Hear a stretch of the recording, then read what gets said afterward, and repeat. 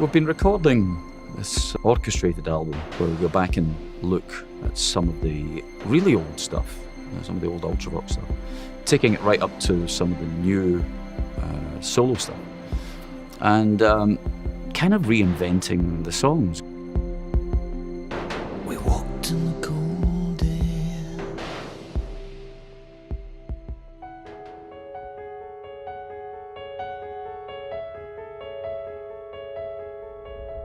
I didn't want an album of just the original versions with some strings stuck on top, because I think that gets done to death, and I thought that was incredibly boring.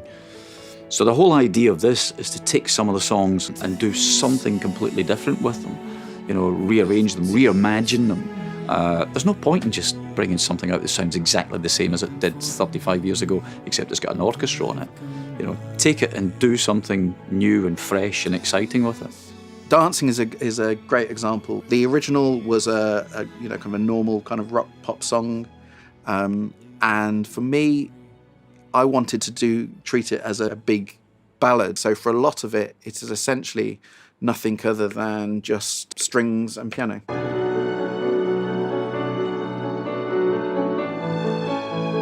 That's it. There's piano and strings, which just kind of enhances the whole feel and tragedy of the lyrics. It's 5 and I'm driving. We've spent the last 18 months with me just demoing these using samples for the orchestration. I think the difference with a track like this is that it's very exposed. All the strings are very exposed, and there's a limit to how much of the swelling and human quality that I can build into the writing and samples. So the next stage with a track like this is getting the real orchestra on board, and that will take it to the next level.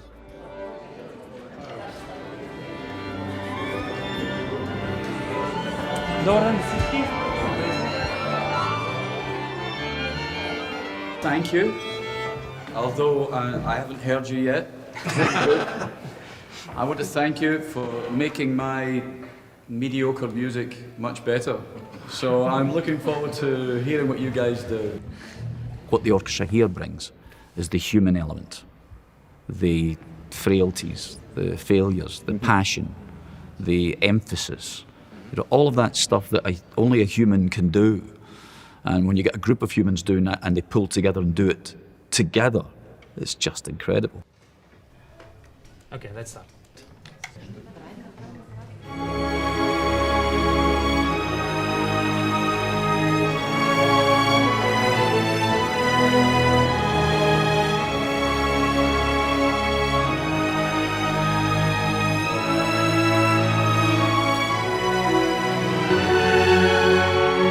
Get any better than that. That's just wonderful. It might be slightly pompous and it might be a little OTT in places, but sometimes the music needs that. It deserves that kind of huge platform, and I can feel right now just exactly what this is going to be like. And when people get to hear this performed either on record or performed live, they're going to get the same kick out of it that I'm getting. That's just wonderful. You can't buy that.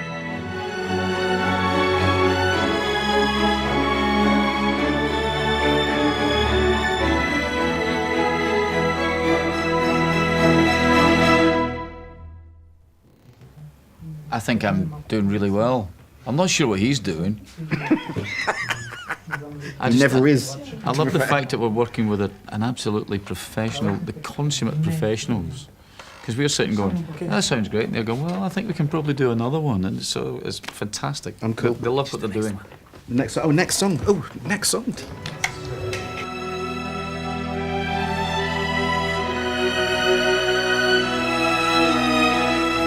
This is a new track, Ordinary Man.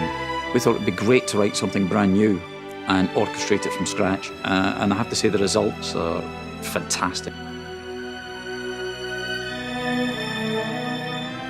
When you're young, you write songs about the future.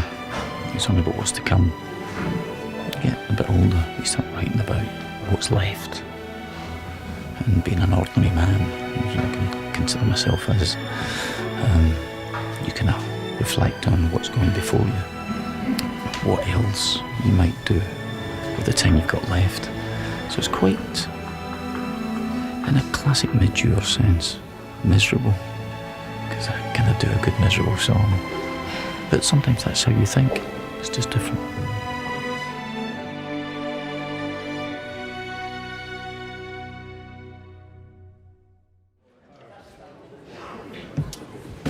Guys, I just want to say this has been an amazing experience for me to hear something that I've had a hand in composing and writing, and to hear people of your talent and stature playing it. And I'm extremely humbled and very, very honoured that you've done this for me. So I thank you, and I hope we'll be seeing you again soon. Thank you very much.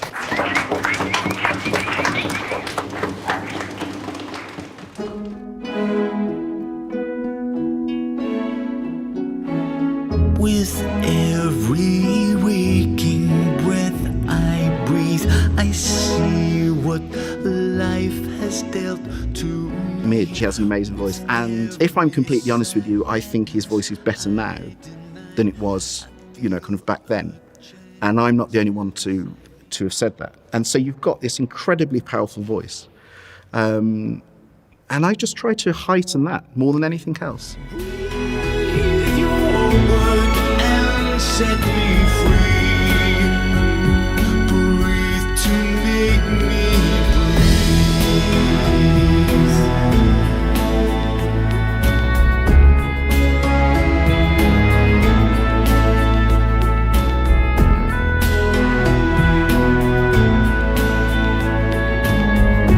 It wasn't just a matter of looking at individual songs. We tried to do something that was it made an overall picture, the entire album. And I just wanted to go back to actually doing an album, as a... Took you on a journey. That took you on a journey. It was a piece of work, and every track is a separate entity. Theoretically, there should be no two tracks on it that sound that similar. They all have an individuality. They're all like babies, and they're all our favourite babies. Although some babies obviously are more favourite than others, but we don't tell them. If we had a blueprint that we had drawn up to take something and reimagine it and rework it and treat it like a new song, we could kind of tear up the blueprint now, because we've done exactly what we set out to achieve.